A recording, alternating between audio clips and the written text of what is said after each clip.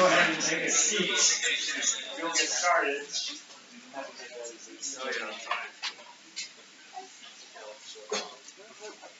Welcome, everyone, to Wilkinson Knauer, and happy St. Patrick's Day to everyone. That's very loud. Okay. Hey, happy St. Patrick's Day to everyone. I'm Brian Tremont. I'm the managing partner here at the firm. So welcome to our space.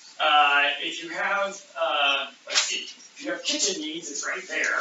If you have restroom needs, they're around the corner through the front lobby, and then folks will direct you to the right spot. So if you have any other technical questions, Kenny is here, can help people out if you have Wi-Fi or other issues. Just go ahead and ask him. So I want to thank you all very much for coming. I want to thank Russell for pulling together today's conference. We need a round of applause now, I think. Let's go ahead and do that. We have a bunch of terrific panelists addressing issues of cybersecurity and privacy, and a nice, really great afternoon overall. And then afterwards, we'll adjourn into the lobby area for some refreshments. So I really appreciate everyone coming and hope that you'll stay throughout the day. I've been working with Catholic University Law School for about 15 years, teaching a class there, and the Symposium by the Law Journal has always been one of the highlights of the year, and this year is no exception. And one of the things I wanted to stress today is that the Law Journal and the Institute have a strong advocate in Nadim. And we are thrilled that he could join us for today's symposium and all the work he's done to transform the Institute and strengthen the journal and help position Catholic to tackle the next generation of law school and legal challenges. So with that, I'm going to turn over a fellow former managing partner who gained his management and legal skill training at Kirkland & Ellis, where he was a managing partner for 14 years, and now has brought those leadership skills to bear at the law school. So a round of applause for the dean.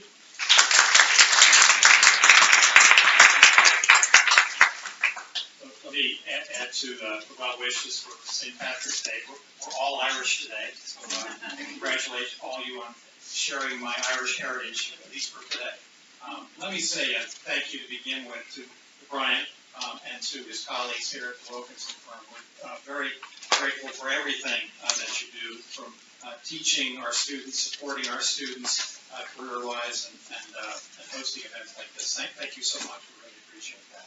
And also, I want to add my thanks to Russell and the other students who've done a wonderful job of putting today this great program. We really appreciate that. I just wanted to share with you a little bit of perspective in terms of where today's event fits into sort of the law school world and the legal world. In the good old days, when I went to law school many decades ago, you had scholarship and the practice of law being completely different compartments. And that's not the way it should be. We at Catholic University, we pride ourselves on being a research university. That means not only do we teach and learn, depending on whether you're a teacher or a student, but we engage in scholarship. And that's a very important thing in a research university. And it's not restricted simply to our faculty writing articles in law reviews that may or may not get read, may or may not get cited. But our students engage in scholarship as well. And what scholarship needs to do in the modern era is not simply be in printed form or digital form in a way that no one is engaged in it, but it needs to include events like today, where not only are we able to look at a law review article, but we can discuss a law review article or a particularly timely topic. We can come together. And we come together not just as people in the academic community. A lot of scholarship was restricted to faculty members, or those of us. I learned that I'm in the academy. I didn't realize that by virtue of joining a law school faculty, I would join an academy. I didn't know, but I'm an academy member now. It's an amazing sort of thing. But too often, I think what happened is the academy discussed among themselves and among themselves only, perhaps including the students in that. And so the best thing I think about today's event, or symposia like this, is it really takes scholarship to the level where it ought to be. It's something that's alive. It's not just simply found in a printed form. And it's something that probably even more importantly includes everyone who can be affected by it. So today, whether you're here as a member of the faculty, whether you're here as a student, whether you're here as a practicing lawyer or a regulator or client, whatever your capacity, the best thing about today is that we're bringing all of this scholarship and learning together so we can mutually benefit from one another. So I wanted to share that with you. It's probably an obvious point, but to me, it really is just a complete transformation of what's happened in the last couple decades in terms of the way law schools approach the scholarship function, and I think it's all to the better. So without further ado, let me turn it back to Russell and bid you adieu. I have 2 more events to go to today. One is not, it's kind of fun, but the other one is a little bit more mandatory, and it starts at 3 o'clock. All right, so thank you very much. Thank you very much, Good afternoon, everyone. My name is Russell Shao. I'm the Editor-in-Chief of the Journal of Law and Technology. This year's symposium, Cybersecurity and Privacy in the Internet Economy, addresses really one of the most pressing and perhaps talked about issue, yet perhaps most poorly understood of our time. Indeed, these issues are often framed in zero-sum terms. And to help us unpack all these issues, we have assembled a wealth of expertise in 3 panels to talk about information sharing, data security, and intellectual property. To help kick us off the symposium and to really help us connect the dots and how these issues connect with one another, it is my distinct honor to introduce the keynote speaker for today, Mr. Daniel Sutherland. Mr. Sutherland is the Associate General Counsel for the National Protection and Programs Directorate of the U.S. Department of Homeland Security. In this capacity, Mr. Sutherland is the primary legal advisor to the Undersecretary for NPPD, a component with a budget of over $1 billion and 17,000 employees and contractors. NPPD leads the department's work in cybersecurity, telecommunications, biometrics, and infrastructure resilience. Mr. Sutherland leads a team of attorneys that provides daily operational advice on complex cybersecurity incidents and large-scale data breaches, drafts and negotiates legislative proposals, advises senior officials on ethics and employment law, appropriations law, and represents the agency's interests in litigation and congressional oversight. Previously, Mr. Sutherland served in the Senior National Intelligence Service at the National Counterterrorism Center. Within the Directorate of Strategic Operational Planning, he coordinated government activities designed to prevent violent extremism around the world. Wire described Mr. Sutherland as one of the government's point people on stemming the appeal of Clete. With that, please join me in welcoming Mr. Sutherland.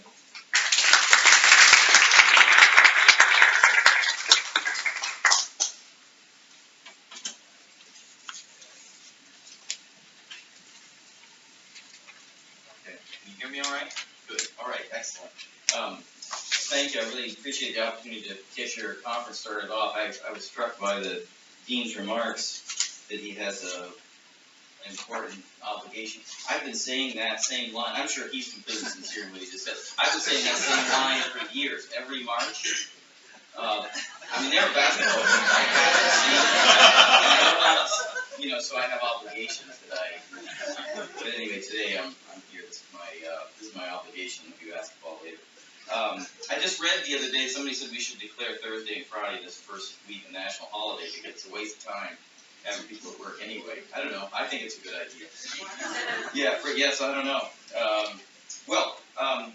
Privacy, cybersecurity, intellectual property, these are issues I deal with every day, and they're just part of the daily flow of what we're trying to do. So I'm pleased to give you a few broad thoughts on these subjects, and I also want to give you a little bit of a case study for you to think about as you go through these, I think it looks like some really great panels for the rest of the day. So I'm hoping that my remarks will kind of warm up the conference, and then you're going to get a lot of great depth over the rest of the day.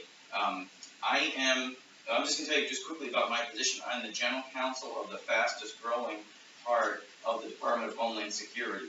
As Russell said, we've got now 17,000 employees and contractors, over $1 billion in budget. The title of our organization is a tricky one. It's the National Protections and Program Directorate, which is a term without meaning. I don't know if you noticed that, but you didn't catch with you.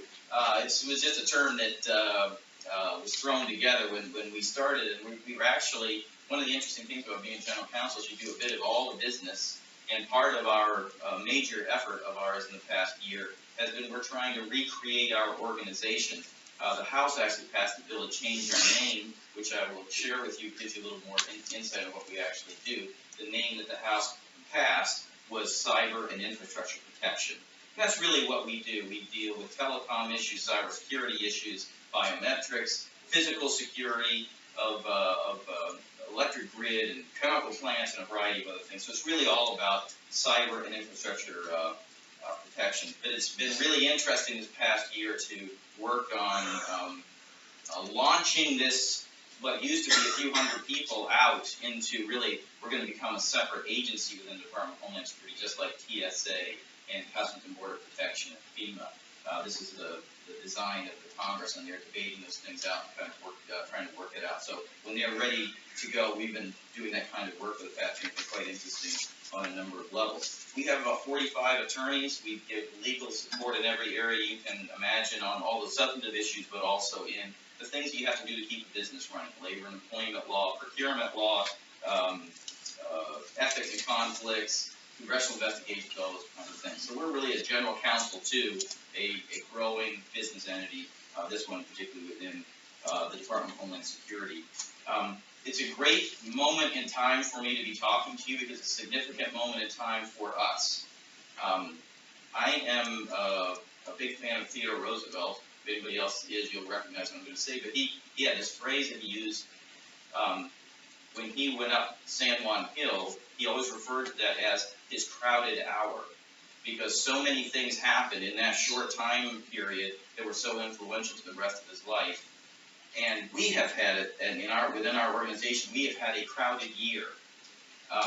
Between December of 2014 and December of 2015, the Congress has passed a series of cybersecurity legislation, many of which give us significant new authorities. So it's been a very crowded year for us. In just this past December, Congress passed, as you know, the Cybersecurity Act of 2015. The President signed it on December the 18th. Almost 1 year previous, almost to the day, the President signed another series of cybersecurity, pieces of cybersecurity legislation, 3 of which were really relevant to us. One was called the Federal Information System Modernization Act, FISMA. And FISMA basically deals with the .gov.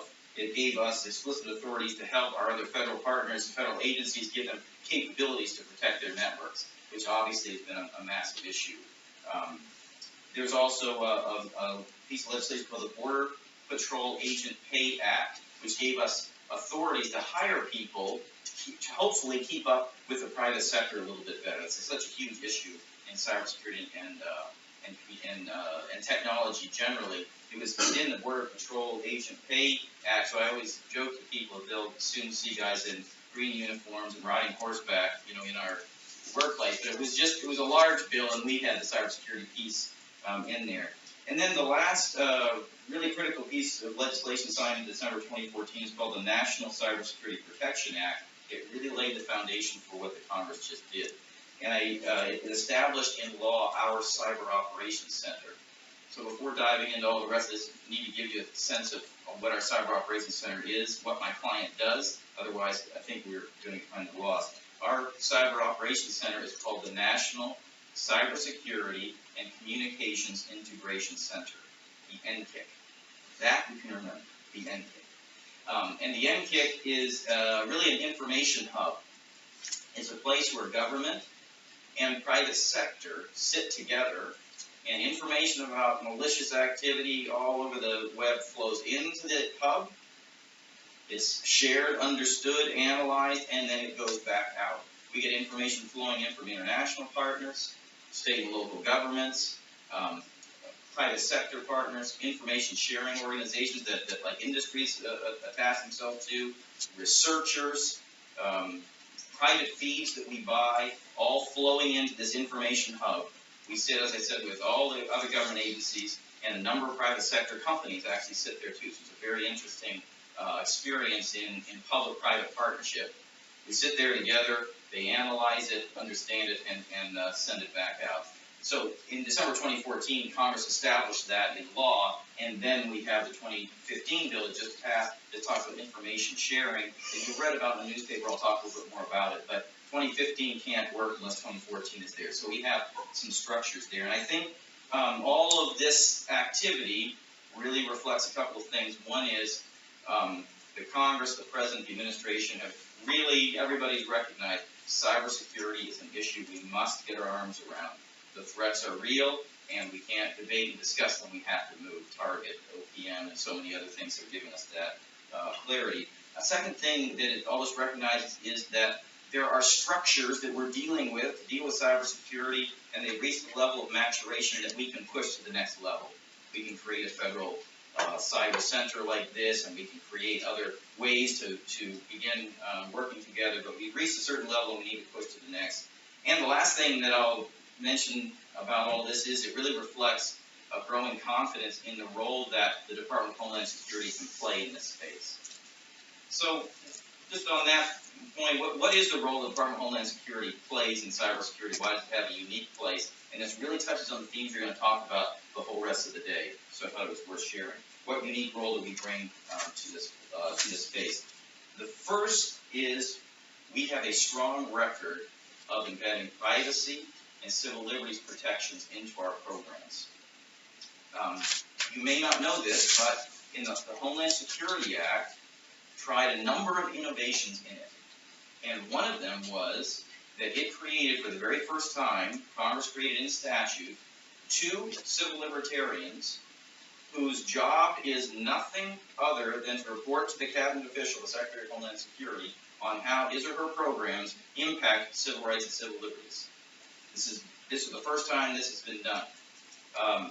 I had a front row seat because I was named the first officer for civil rights and civil liberties. That's one of those jobs. The other is the chief privacy officer.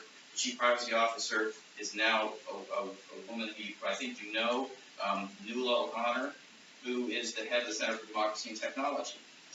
Nuala and I started together April 7th or something like that, 2003, and we went through the orientation and we signed all the forms and everything, and then they kind of let us go. And we looked at each other and, well, what do we do now? What we're doing doesn't exist anywhere else in government. So off we headed and tried to figure out how can we help advise this department as it's developing programs, not after the fact, as it's developing programs, how to develop those security regimes in ways that are protective of and really enhance our privacy and our civil liberties. I stayed at the department throughout Ridge and Chertoff. I left for a few years and now I've come back, and it's been really fun for me to come back and see that those structures that were put in place have come to have real substantive meaning in the day-to-day operation of our department. It seems like every 2 feet I'm bumping into somebody from the privacy office within our workspace, which is phenomenal. It's really great. Privacy within our area has come to have a strategic value. The concept of protecting privacy is written into broad strategic documents. It's come to have an operational value. We're writing it into standard operating procedures. As the program I'm going to describe to you in just a minute, this case study I'm going to give you, it's written, the operation of that program is written with an understanding of privacy and civil liberties. And it's also at a tactical level. Our cyber analysts are taught how to deal with information coming in that may have person identifiable information in it, and how to move that out so they can move it onto the system. So it's both strategic, an operational, and a tactical level. And I think it's just really great to see that kind of structure paying off in real substantive ways. So one thing I will say, I guess I'm a bit of a evangelist for this idea, is this is an idea every organization, public or private, should have. Every senior leader running an organization should have somebody whose job it is to advise that person. Nothing else but how you impact civil rights and civil liberties. It really does pay off for you over time. Okay, so the broader point I'm trying to make is, what is DHS's role in this space? The first is that we have a record, a structure in terms of protecting privacy and civil liberties, and the Congress and the President and the private sector are recognizing that. The second is that DHS has expertise in building and leveraging public-private partnerships. Cybersecurity is all about public-private partnership. It has to be. Well, our department, that's really our area of specialization. As time has gone along, we've understood that. The Coast Guard, the FEMA, Customs and Border Protection, all this is what they do is public-private partnerships. Like, I think Hurricane Katrina really impacted us in that regard. Before that, I think we always thought FEMA responded to emergencies. In Hurricane Katrina, who had the water? Who had the blankets? It wasn't FEMA. It was Walmart, Target, and on and on. So we began to really realize this is a public-private partnership. This isn't a government provision services, and that's really true of us as a department. And so it's really an important value that we bring to cybersecurity. Okay, the third and finally the value that we bring is that we are a civilian, non-law enforcement interface with the public and industry. We're a civilian, non-law enforcement interface with the public and industry. And that's something that people want. If they're going to send their sensitive information, they want it to be in that context, civilian, non-law enforcement, non-military environment to have that interaction. So that's kind of a broad sense of what the Department of Homeland Security brings to this, and I hope it touches on some of the themes you're going to be talking about as you go along. I want to give you a bit of a case study to kind of bring all this into reality. I want to just talk just a little bit about the information sharing, the cybersecurity information sharing bill that the President just signed in December. And let me start, I'm just going to ask myself a series of questions and hopefully answer them. I just love that. Russell asked me if I'd have time to take some questions and answers here, and I'm sure I won't have time. So I'll just ask questions for myself. Far easier that way. So first question, why is everyone so focused on information sharing? Why does that matter?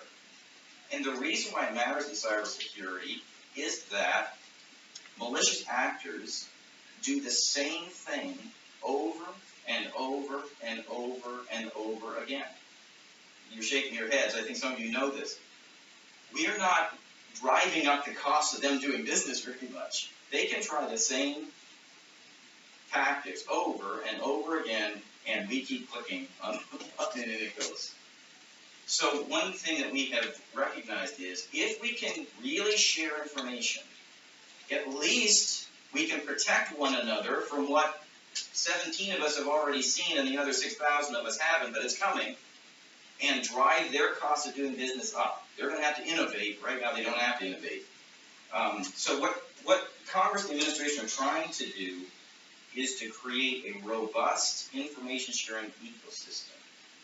Multi-directional information sharing. That's the concept here that we're trying to develop. Okay, so that's why it's so important. What do we have in place now to help us share information about cyber threats? Well, we've got a couple of things. I'm a government person, so I'm very focused on government, but we really have to realize that the private sector has a lot of activity in this area already. There are information sharing organizations that are recognized by government, where people from certain industries come together. For example, the Multi-State Information Sharing and Analysis Center, the MSISAC. That's all the state and local governments get together. Or the FSISAC, all the banks got together. So there are these information sharing organizations. There are also private companies that do what we do. They're information sharing organizations. You buy in and share with them, and they have created a bit of an ecosystem. So that we've got that currently existing. We also have, as I described, our NKIC, an information hub where information can flow in. When I do something on a slide, we always show the NKIC in the middle, in the center of the slide. But it's really important, I have to figure out how to do this, I'm not good at PowerPoint, to move we're not the center, we are one of. Does that make sense? There's a lot of hubs of information, and we're one of those hubs. But that's what we have in place right now. Part of the problem what we have in place right now is it involves a lot of human beings. And machines are faster than human beings. So if someone sees some malicious activity, what they think might be, they can enter it into an email and send it to our analysts. An analyst then calls it up on the screen and analyzes it and whatever, and then sends it back out. That's excellent. That's a heck of a lot better than where we've ever been. but there are human beings. So that's kind of a description of the current state. So what does the new law add to this landscape? It does this. It establishes the NKIC as the central hub for sharing information between the private sector and the federal government. If you want to share information with the federal government, send it here. We will distribute it. You don't have to remember 42 different places. Send it here. We will distribute it. It also requires the department to establish a capability to be able to share information that comes out in automated and real-time manner. Really a whole new generation is what this law is calling for. We're going to have a share information in an automated and real-time manner. Now, if the government is asking you to send your information in, some people are a little concerned with that, as they should be. So why would we share information like that? It's important to know that in the law, and I'll describe this a little more as we go along, the law establishes measures to ensure that cybersecurity threat information received will be received and retained and shared in ways that are very mindful of privacy and civil liberties. I'm going to talk about that. It's a huge part of what this bill is all about. Second, the last part of this is, why would the private sector do this? Why would anybody from the private sector send their information in?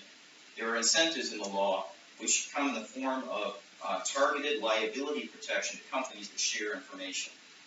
There's also information protection measures in there. For example, if you're a law firm, this law firm wants to share information coming in, this law firm, accounting firms are often targets. There are places where information is aggregated, so they're a target. If they want to share information, they're concerned about attorney-client and all the rest. This law establishes that if you share information, you don't lose attorney-client privilege and a number of other things. So there's incentives kind of built into the law. So what is this real-time capability, machine-to-machine, automated real-time capability that we're developing? Secretary Johnson just held a press conference this morning kicking it off, so the timing is fantastic. He sent a certification to the Congress today announcing that this capability is live. Here's what it is. It's called Automated Indicator Sharing, AIS, Automated Indication Sharing. I know there's so many acronyms, I've already used a half dozen and I try not to in this world. Just remember machine-to-machine sharing. How can two machines talk to one another? But we call it automated indicator sharing. It's real-time sharing. So as I said, currently information comes into our NKIC from all sorts of different sources, which are excellent, that requires a human being to look at it, which is good, but slower than what we need. This is a whole initiative to push us to where our machines can communicate with one another, and information can be distributed broadly. This increased automation then frees up our analysts to deal with the most complex of these malicious activities that are being reported. We need human beings. We're expanding in our area, but we need them to focus in depth on the most complex problems. So we're trying to create this hub of information where information can come directly from machines into our portal. We then distribute it out to other federal agencies and others in the private sector so that everybody can learn. And we have analysts there, as do other federal partners, understanding what this is all about. This has been quite a undertaking. We've been working it for the last, really hard for the last 9 months. Our technical people, but even before that, really thinking about it, really working hard, and as I said today, turned it on, and it'll be really interesting I hope for you to watch as this develops over time. I want to touch on the privacy and civil liberties issues also, because that's what you're talking about here today, and it's a good bit of a case study maybe for you to be thinking about it. This question doesn't only people are worried, you'd be worried, your company, the XYZ company, is sharing information with the government. You don't know what they're sharing. Maybe they're sharing your personal email account. You want your personal email account sent in to the Department of Homeland Security and then to who knows who afterwards? You're concerned about that, as you should be. This also deals with proprietary information. Maybe that your company doesn't really want to report bad news. So it deals with both. There's concerns both in privacy and in proprietary information. So what we've done is, the law requires, and we've completed this, we have developed with the Department of Justice a set of guidelines now published on how we're going to handle information that is consistent with privacy and civil liberties. I think one great thing about that is this is our program, but now we have another agency of government, Department of Justice, that's also looking out over this and has helped us co-author these guidelines. So you have that sense of comfort that another agency also has its eyes on it. What we're doing is we're reviewing and sanitizing the information received to ensure that it is scrubbed of private information or proprietary information before it is shared on. So it comes in and it gets scrubbed before it gets shared on. The way it happens, I wish I could show it to you. I think sometime soon I could put up a slide. I'm trying to get our guys to think of that, but put up a slide that will just show you. This is, you can picture like anybody doing their taxes, your tax form, unfortunately doing my taxes, your tax form, your W-2 form, something has fields in it, doesn't it?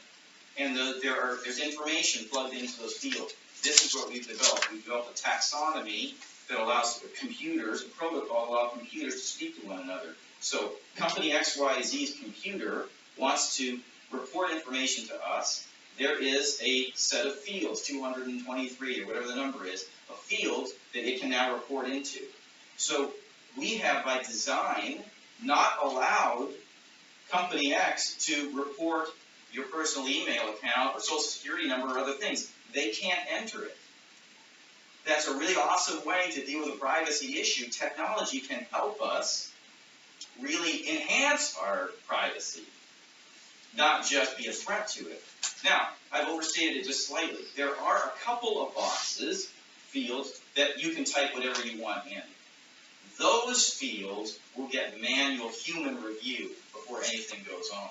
But the other fields are just pre-populated with technical data about metadata or whatever, coming from an email or phishing account, whatever, and it just gets transmitted on. So just by design, that's the phrase, I'm sure some of you use it today, but the phrase we've been talking about for years, privacy by design, and it really comes into life here. The other kinds of things that we're doing that I think that are important in terms of privacy is we're doing audits, we're doing assessments. We've already published a privacy impact assessment, 2 of them. The second one updated, just published last week, so people can read about that. There's a lot of transparency associated with the plan, with the program, and having the outside auditing is really important too. I think for people to have a sense of confidence that this is going to be watched closely over time. I'm sure I've gone beyond my allotted time. I just wanted to share with you some broad thoughts that I hope touch on everything that that you'll be talking about as the afternoon goes along. So often, the concepts of privacy and civil liberties and security are pitted against one another. And we've always argued that they don't have to be. And this program is one that illustrates that, in fact, the desire for both more security and more privacy has driven us to a place where we're enhancing both in a real way, a real tangible way. We're enhancing both because technology has allowed us to do that, and because our people have been acclimated to design a program in a way that is protective of privacy and civil liberties. I did not touch on intellectual property issues, but you just have to know there are intellectual property issues all over this project. You can imagine a lot of the protocol, for example, that we developed that allows computers to speak to one another. It's all intellectual property. We developed it with a company, a contracting company, so we have a great deal of intellectual property issues too. I won't be able to stay for that panel, but I encourage you to, because I think it'll be really interesting. So I hope that helps kind of kick off and help you think about some of the issues, and I appreciate the opportunity to speak today, Russell. Thanks.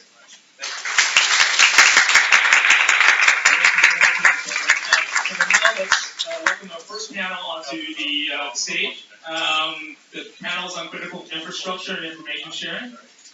Brian Murrary, a partner here at Wilkinson now, will be moderating.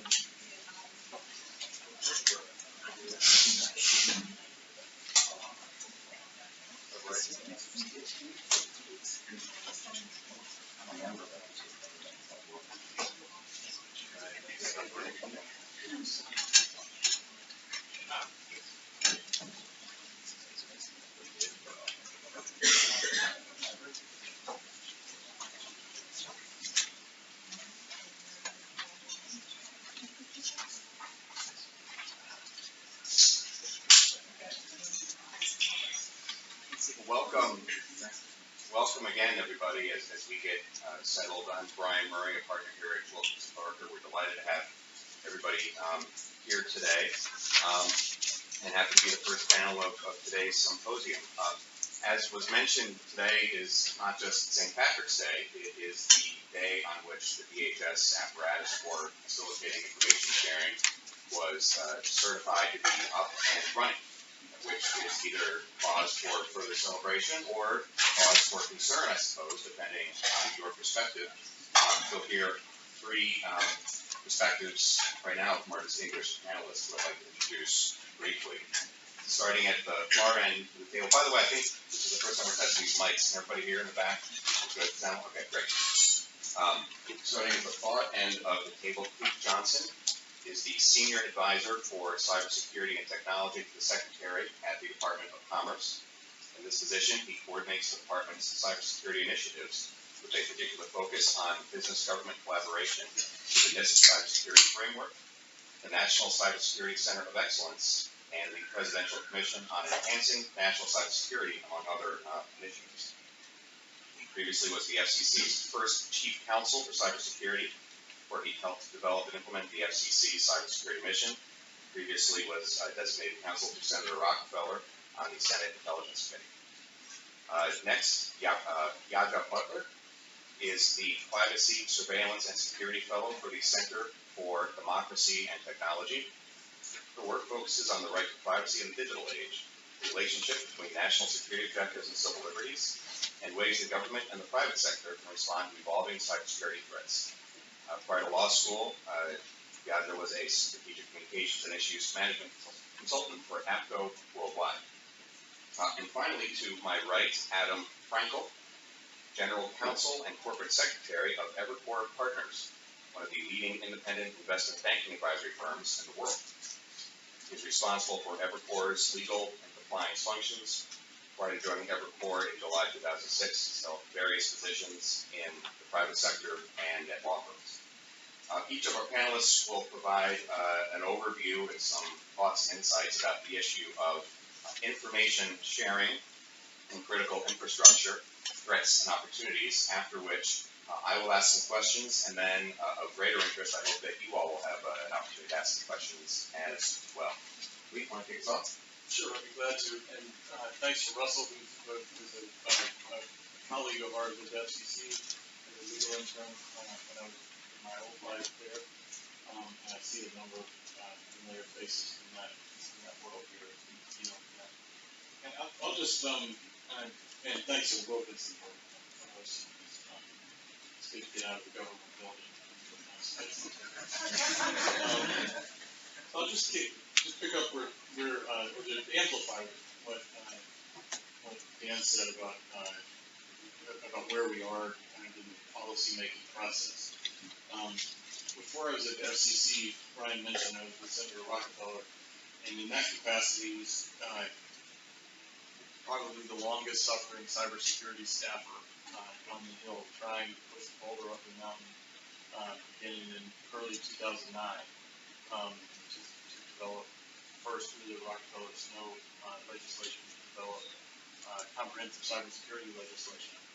That all culminated in the hot summer of 2012, the presidential election, probably the worst time in world history to try to pass a bill like that. And it was the Rockefeller Snow merged with the Clete and Collins legislation, comprehensive legislation that had information sharing, risk management standards and best practices, research and development, and workforce, public awareness, essentially the whole suite of cybersecurity policies that was filibustered in the summer of 2012. But I'm happy to say that as of the enactment of the Cybersecurity Act in December, each component of that comprehensive legislation is now enacted into law. In some cases in different forms than what was proposed in 2012. But I just want to underscore where we are right now as today, the day of certification on information sharing, as DHS and DOJ with assistance of other interagency partners like Knauer putting out the guidance to implement that act. It's really at a critical juncture of at least 7 years worth of policy making. That itself builds on years of earlier policy making under the Bush administration and previous Congresses. But where we are right now is we have most all of the crucial statutory and policy structures in place. Now there are a couple that will never be finished with it, and there will be course corrections and changes in the years to come. But and there'll probably be a couple of other pieces that come out in this administration. But I just want to underscore that after 7 years of affirmative policy making, based on how we posture ourselves, the legal environment, the public-private partnerships, information sharing, risk management, everything from the NIST framework, which is now just over 2 years old, to the Cyber Information Sharing Act, and all the other R&D, public awareness, workforce development, all of the components that make up the foundation of a whole of society, government, private sector, down to the citizen, cybersecurity posture is now in place, and now we're in the process of implementing it. And by we, I mean primarily citizens and companies who bear on the front lines of our national defense with regard to cybersecurity, which is unlike any other national security threat that we've ever faced. Our citizens and companies' networks are directly exposed to the most sophisticated cyber weaponry anywhere in the world, and the government's role is to be a facilitating partner. And so we've really got to get SY information sharing so that we have sort of situational awareness throughout the cyber ecosystem. So we'll talk a little bit more about the details of what that means, but I just really wanted to underscore where we are in this moment. And now it's about implementing, and that means the government has to get things right. We're trying our best, and but more importantly, it means that above all else, companies, from the CEO to the board to the general counsel's office, down to the IT department, have to really recognize that they're on the front lines of these threats. And there's the government can help in some capacity, but it's really a core issue of corporate enterprise risk management to manage these risks, to see the risks, to help implement this framework as a common language of risk management, to participate in information sharing, to recognize that to not do so is a greater risk than any risk that you undertake to participate in information sharing. Kind of like the neighborhood watch model. If you're participating, you're safe. And so that's where we are right now, and we're talking a little bit more about what that means for privacy and what that means to other initiatives. And I'll circle back to the President's Cybersecurity Commission, which just announced in February that the Commerce Department is staffing and shepherding, specifically the National Institute of Standards and Technology on that. And I'll talk about how that fits into this moment. Got it. Thank you. Thanks to the JLT for inviting me to be here to talk about this incredibly timely and important topic. And thanks, of course, for WBK for hosting. Actually, one of the first things that I did when I became interested in this issue was I went to another event at WBK when I was a 1L at Georgetown. So it is kind of bittersweet to be back here again to talk about what I think was a very similar topic to the event that I went to about 4 years ago. It's really not a doubt in anybody's mind that cybersecurity is the most important challenge that we're facing now in terms of national security and our economy. And it's also probably not in doubt that it's a challenge that we are just not equipped to meet at this time. I will say that it is pretty concerning that not only are we ill-equipped for it, but our current candidates for president don't seem to want to talk about it at all. I really don't have a clue where any of them stand when it comes to this issue. And actually, a couple days ago, there was a Wired article that was published, and I tweeted it out because the title was absolutely hilariously on point and sad.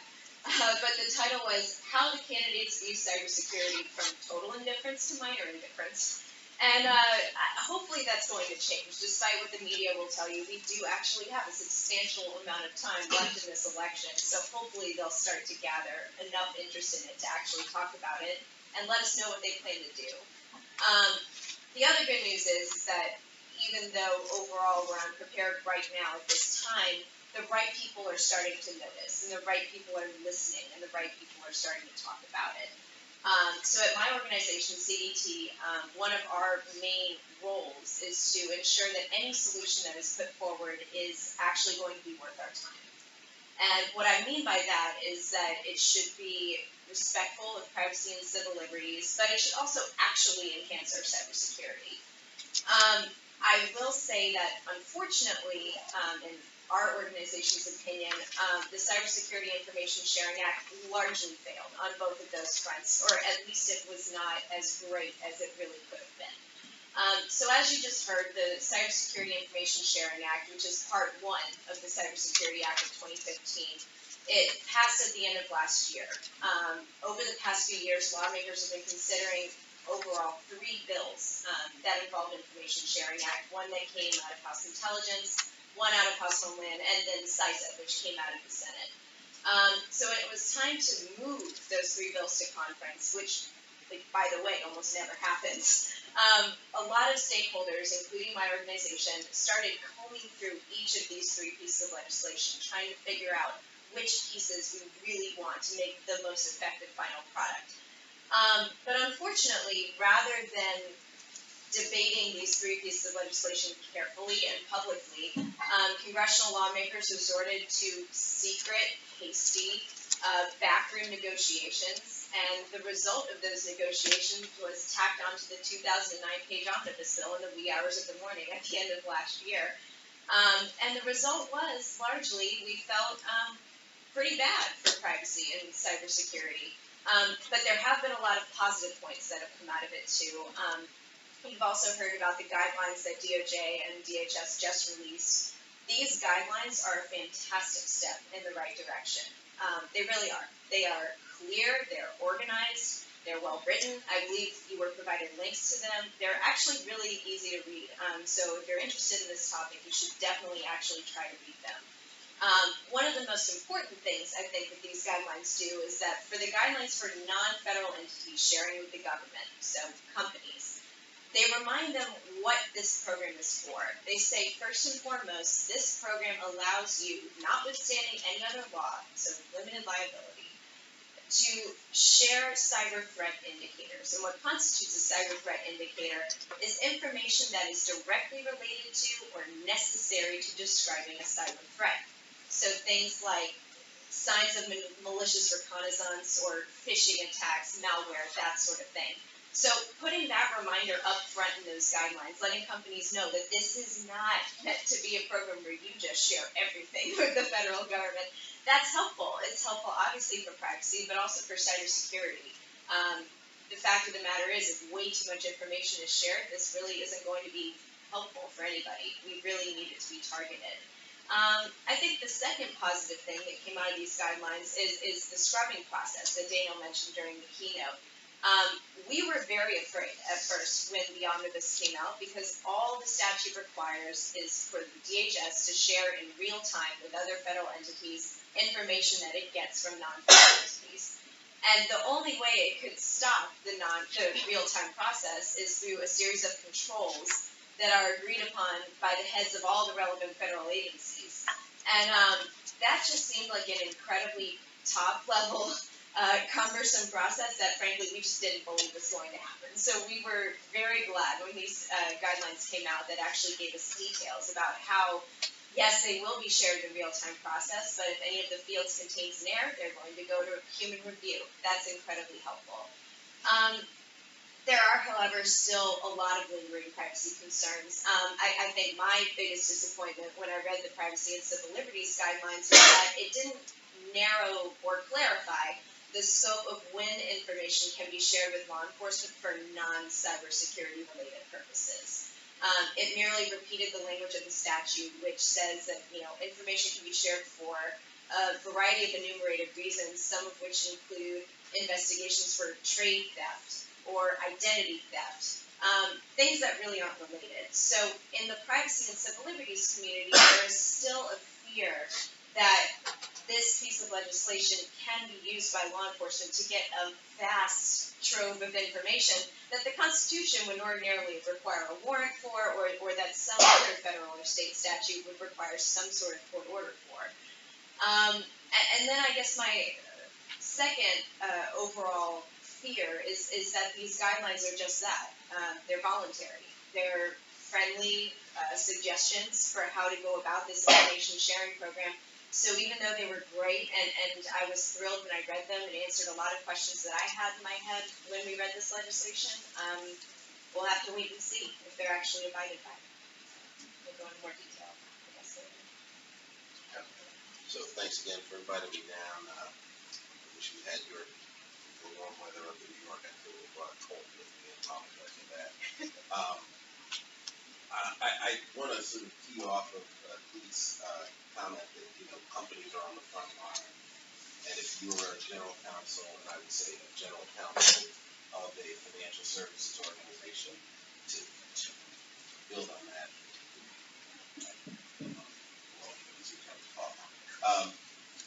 Your job is somewhat akin to a sort of a MASH method, right? I mean, you're the entity being attacked, and it is interesting to listen to sort of the higher level policy perspectives.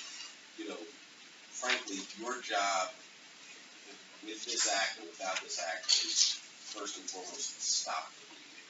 So what are you going to be able to do to stop your organization from potentially losing key data and subject to a variety of crimes and potential liabilities? So I guess my view, looking at the Cybersecurity Act, is I think it is a great first step. I think it is helpful for organizations in providing a venue in which to share information. It's very hard. It's very hard to argue that sharing information about malicious activity is a bad thing, right? That's kind of like it's like a campaign thing, right? It's like motherhood and apple pie. Of course, it's a good thing. But again, when your job is the man or the woman on the front lines, you bring a slightly different lens and perspective to the whole analysis. I completely understand the privacy concerns about making sure that you don't accidentally share PII. But again, that's a burden that's placed on the company. And your IT guy, I mean, as a general counsel, you live with people making mistakes every day. So the question you have to ask yourself is your IT guy going to screw it up? Are you trying to do something good, accidentally disclosing unscrubbed data, and next thing you know, you've eviscerated any of the protections of statute?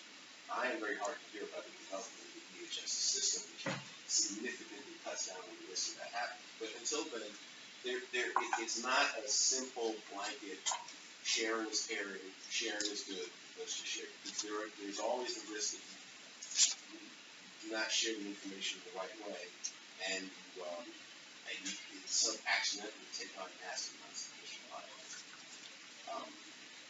I think the other issue that I struggle with a little bit is every single time I've ever dealt with malware or cyber attacks, people aren't, nobody at an investment bank is making political speeches and is going to get attacked by some Iranian security agency because they suggest a bomb. The only reason that people come at us, and I would say 90% of private industry, is money. They want money, and they're somehow trying to figure out how to get money from these cyber intrusion. So I'm still struggling with the circumstances where a cyber attack is not somehow related to a legal violation, some sort of a criminal investigation, which then brings me back into the regular function world of contacting the FBI or contacting other kind of local systems. Great, well, thank you for that excellent foundation. Just quickly to augment the foundation slightly, you had referenced the NIST framework at one point. I know a lot of people in the crowd today know what that is, but just in the event a few don't, can you just give us 30 seconds or so on what exactly the NIST framework is? So the NIST framework grew out of the block legislation in 2012, and it's essentially a non-prescriptive. Think about how to describe this. I'll say what it is first and then how it was developed. We call it shorthand the NIST framework, but it's actually not the NIST framework. It's NIST is the facilitator of a private sector-led process. Private sector academic research institutions, individual citizens. And NIST does what it does in every realm of measurement and standards that they undertake, from how to measure my favorite is the flame retardant mattresses. That's something that NIST measures, and they're the world's experts in metrology. And what they do is they come up with neutral standards about how you measure things.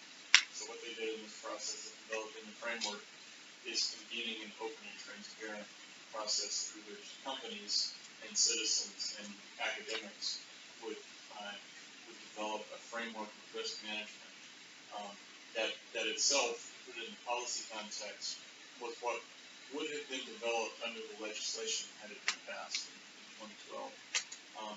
But after it was blocked, the president issued an executive order directing NIST, among other things, directing NIST to develop this, facilitate the development of this framework. What the framework is, and for some of the lawyers in the room, the framework is not a compliance checklist. It's not a list of things that you have to do. It's a flexible, dynamic approach to risk management that's meant to deliver a common set of understanding of language, a common conceptual framework for how an organization manages risk. And so the real value there is the communication between non-technical people and technical people. So the CEO or the board can ask its IT department, how are we managing the identify and protect, detect, respond, recover functions? How are we doing this? And likewise, how companies, eventually we hope, how companies or organizations can talk externally to each other about how they manage risk. For instance, if a big retail company wants to talk with one of its HVAC vendors about how they're managing risk, they have a common language to be able to describe it. So again, it's 2 years old. It just passed its second birthday back in February, so it's still new, but we think it has gotten a lot of. It's trusted. It's developed by the private sector. It's trusted by the private sector.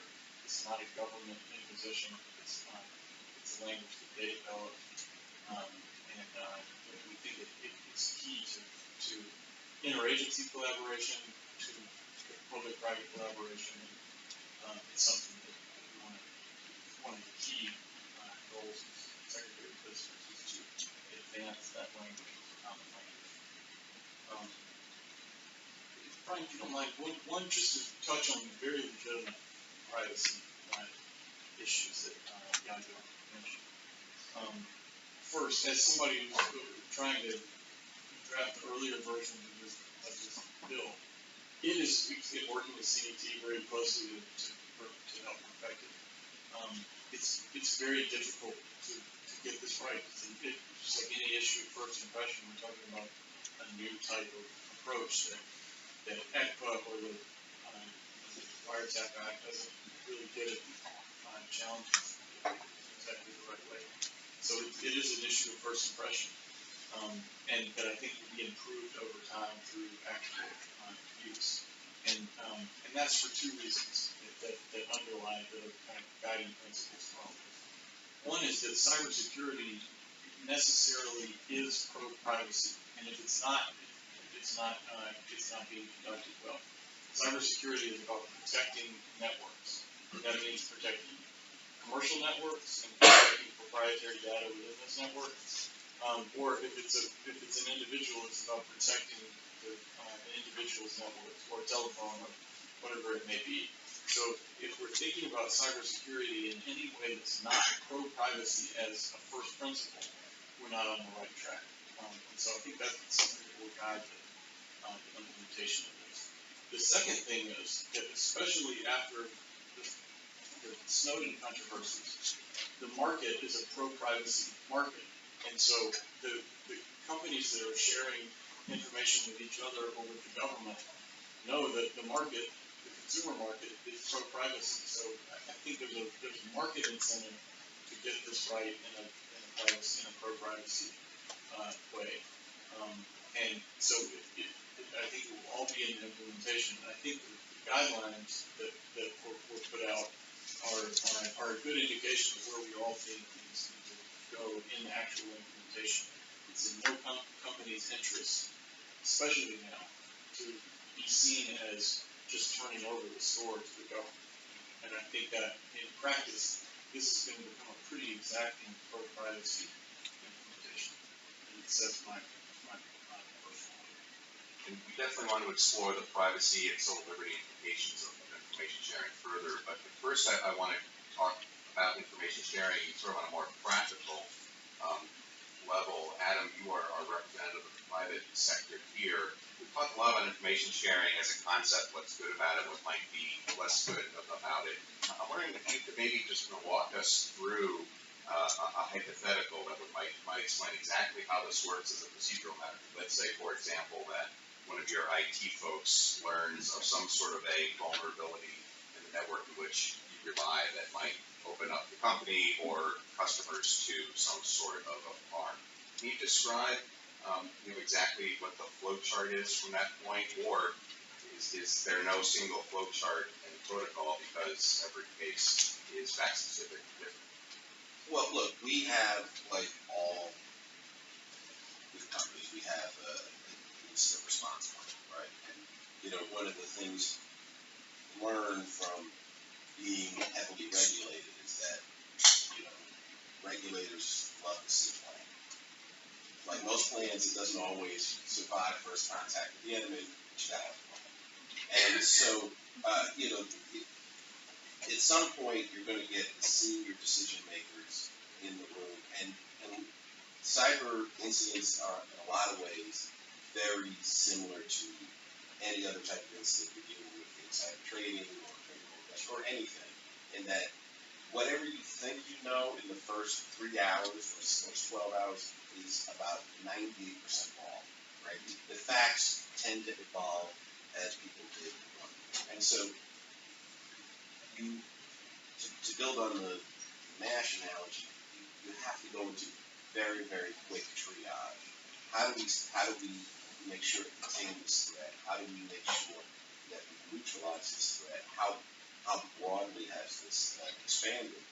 And then I think the key issue is what laws and contracts have been implicated by this situation. And that's why it's my view that very, very quickly when we're dealing with cybersecurity issues in the financial services sector, your regulator or your law enforcement agency is going to need to be contacted very quickly. So, that's why, at least from my narrow vantage point, I think that the act itself is interesting, but I know that if I become subject to the subpoena, I don't have to go through the same level of scrubbing and massaging the data. That is very much like somebody with a badge of gun is at my doorstep. And so I know that there are other general counsels at other organizations that have dealt with different law enforcement authorities, and there's a lot of back and forth. Well, do you want me to voluntarily provide that, or do you want, do you want a subpoena? Would that make it easier for you? Well, it depends. There's a sort of a colloquy back and forth. So, again, you're really focused on making sure that nobody's manipulated. And so we have a relatively small, high net worth wealth management business. So we do have some PII for most clients, but most of our clients are institutions and investors. So I am much more concerned about somebody trying to get material non-public information by hacking through our email or hacking through our networks and trading on that as opposed to theft and PII and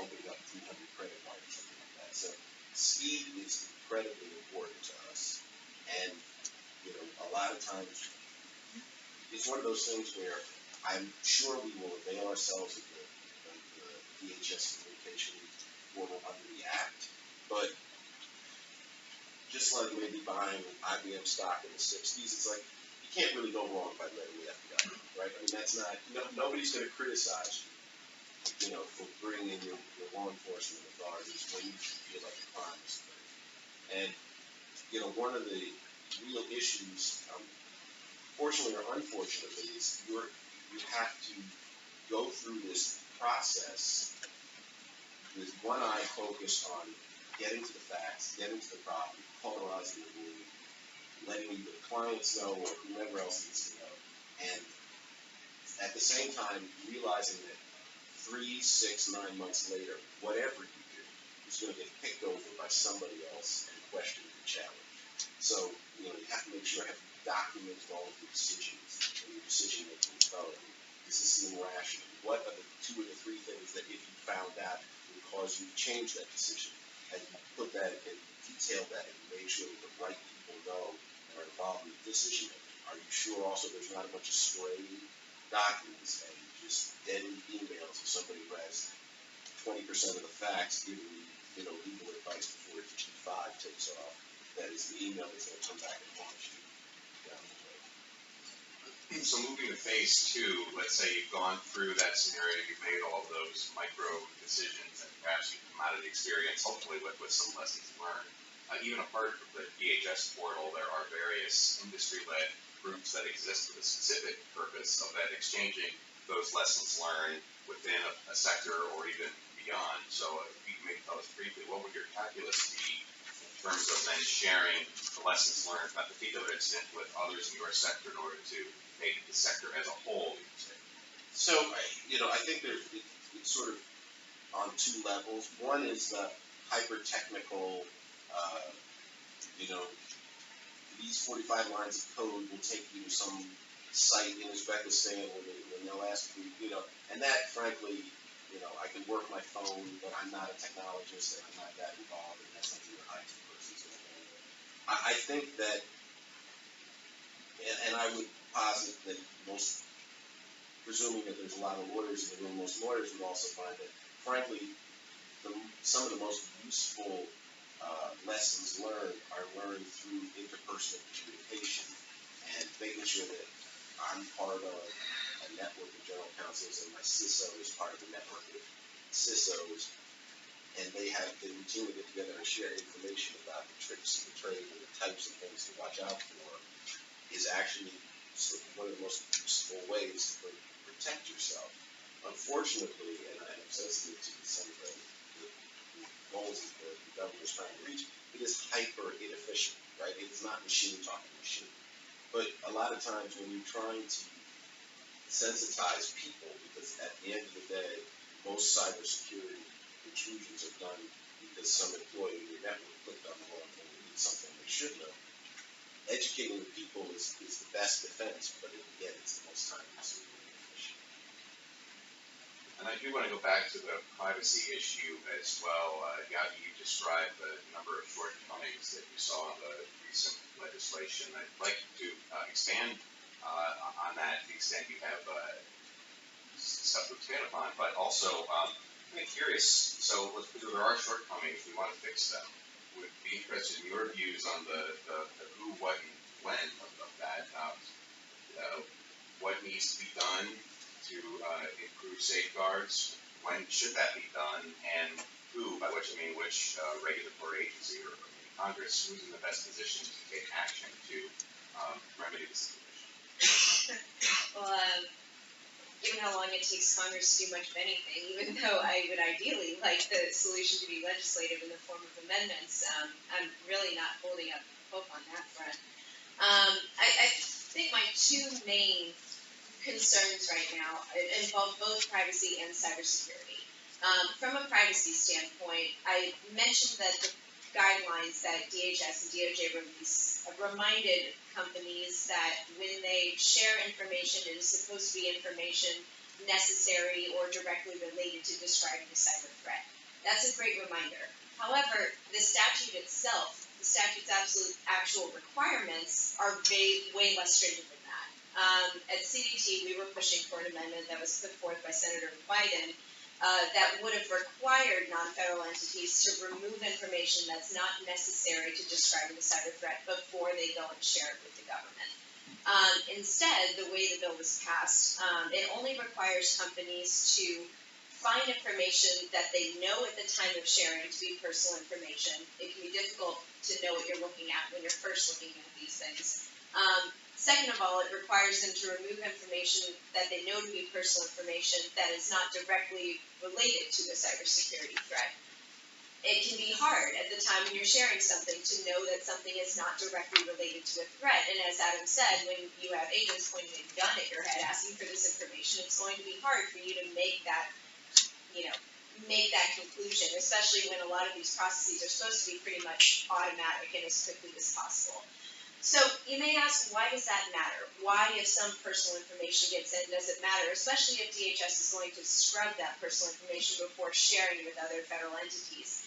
It matters because the companies themselves aren't required to only share information with DHS. Now, they only have liability protection for doing so, but the statute itself actually allows companies to share information directly with the NSA, directly with the FBI, directly with any federal entity that it wants.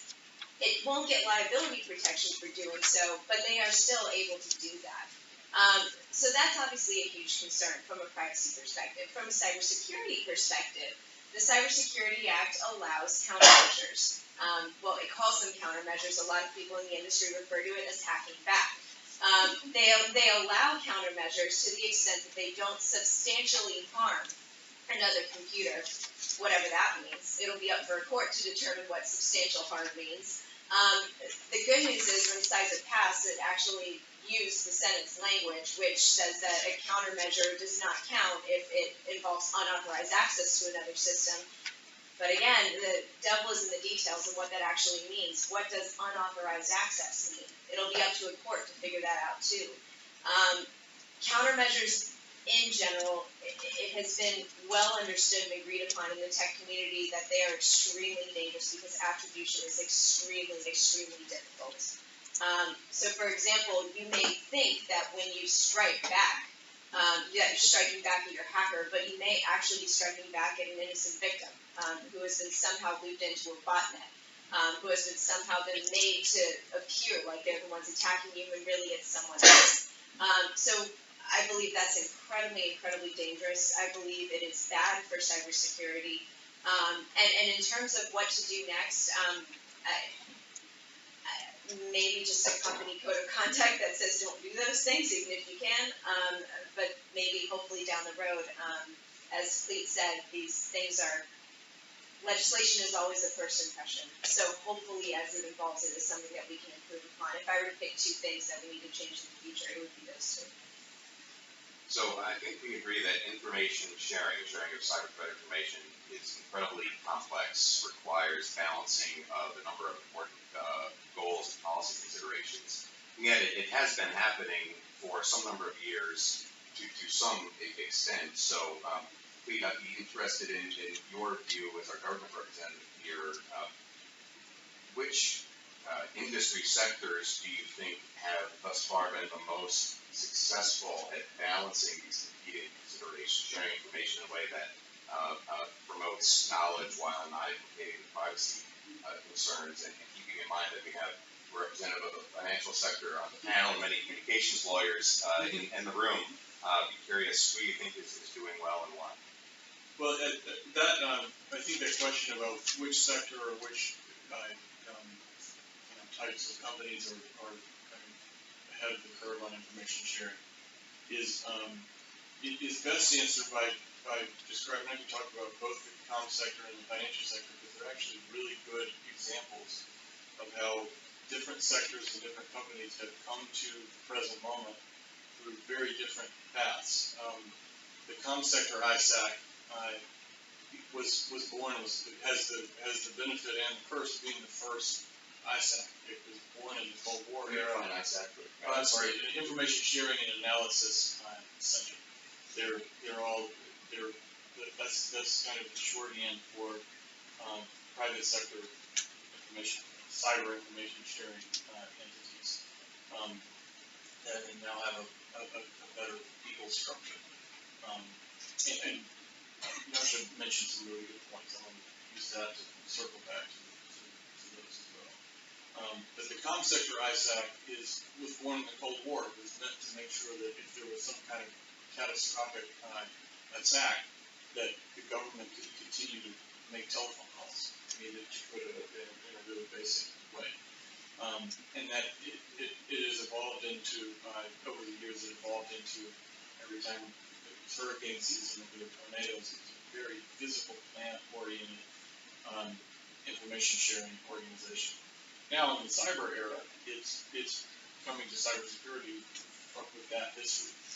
Whereas in the financial sector, it didn't have, there was no history, so far as I know, in the sort of Cold War era.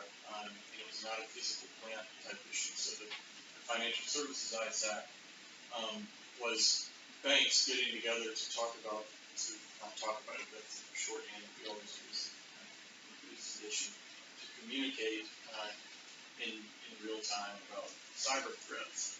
And it really developed through and took the next step into full development in almost a real world battlefield environment of the DDoS campaigns of distributed denial of service attacks that I think most people in the audience know who the actor is. I'm not sure if it's classified or not, so I'll mention it.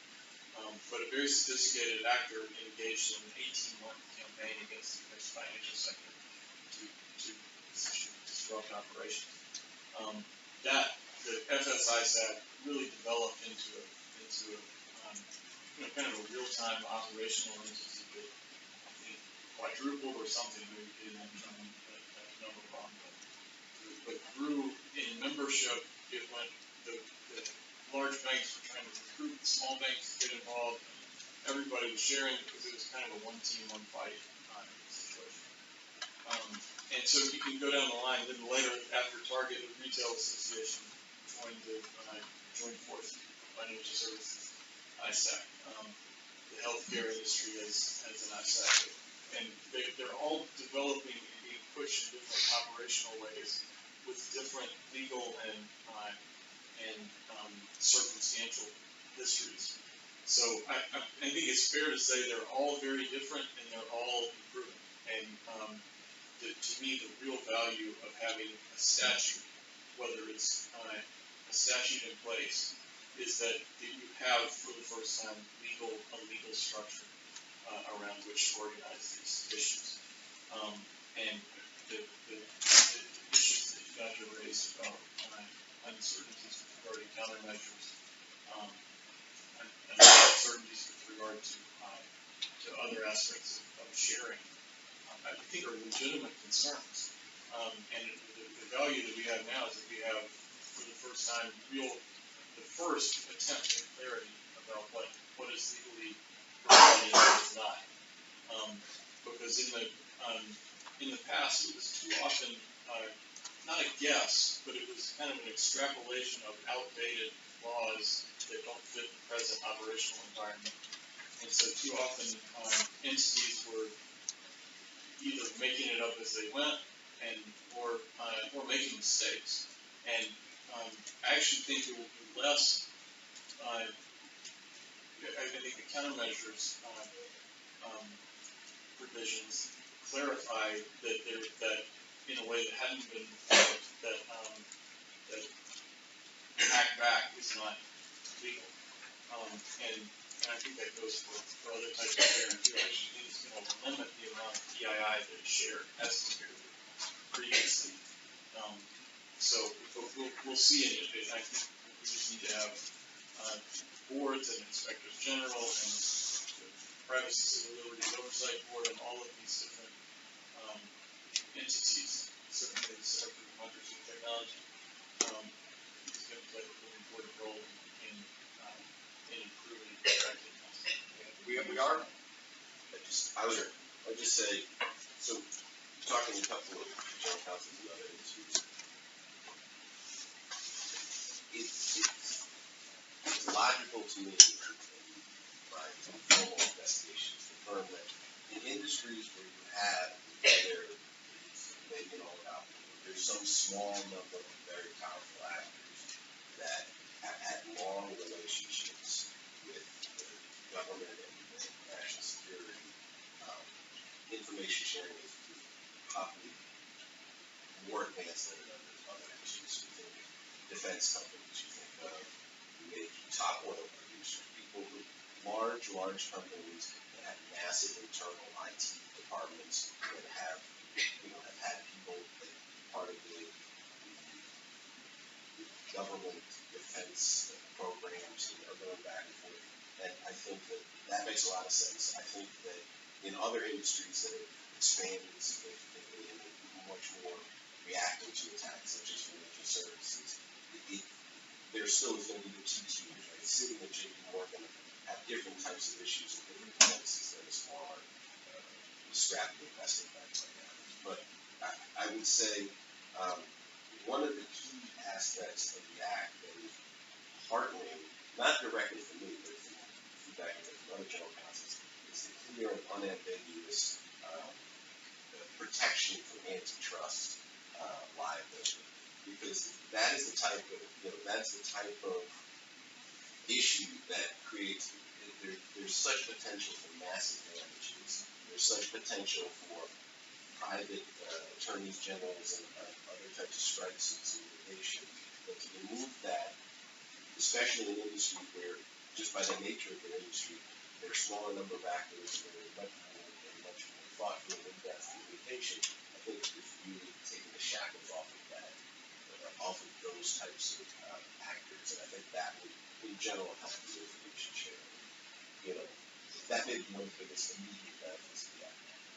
We're running up to the end of our time. I did want to make sure we at least briefly touched on one other issue. We talked about two forms of information sharing, that which occurs within the private sector and that which occurs from the private sector to the government. But one form we haven't shared is the reverse of that, the extent to which the government should be sharing information with the private sector. Obviously, the government knows a lot and will know more as it receives more information. I'm wondering in 30 seconds or so that we have left, both Jadzia and Adam, you might be able to highlight anything you'd like to see the government working on, sharing with the rest of the other sectors, realizing that information sharing is and should be a two-way street.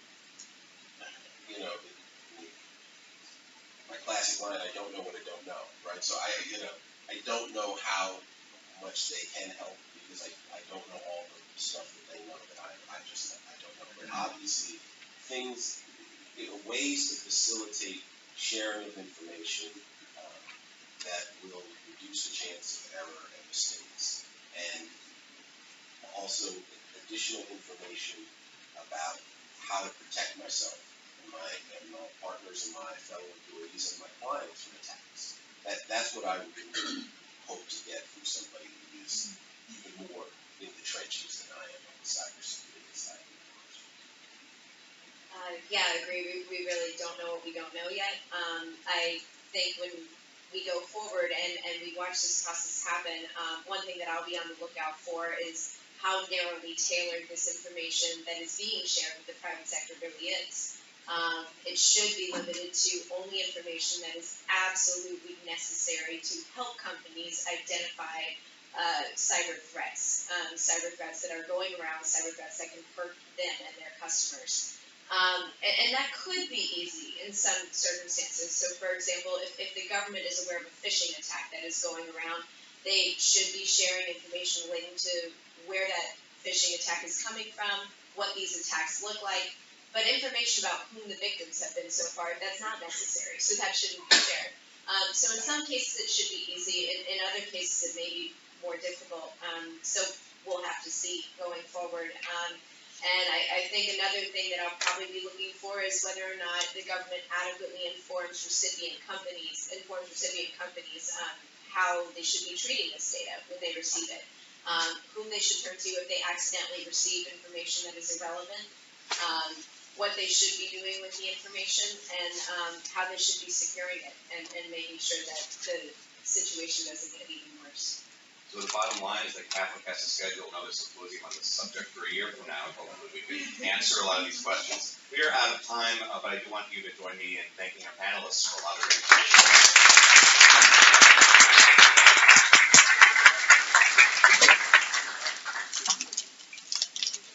We'll now be transitioning to the second panel on data security and privacy.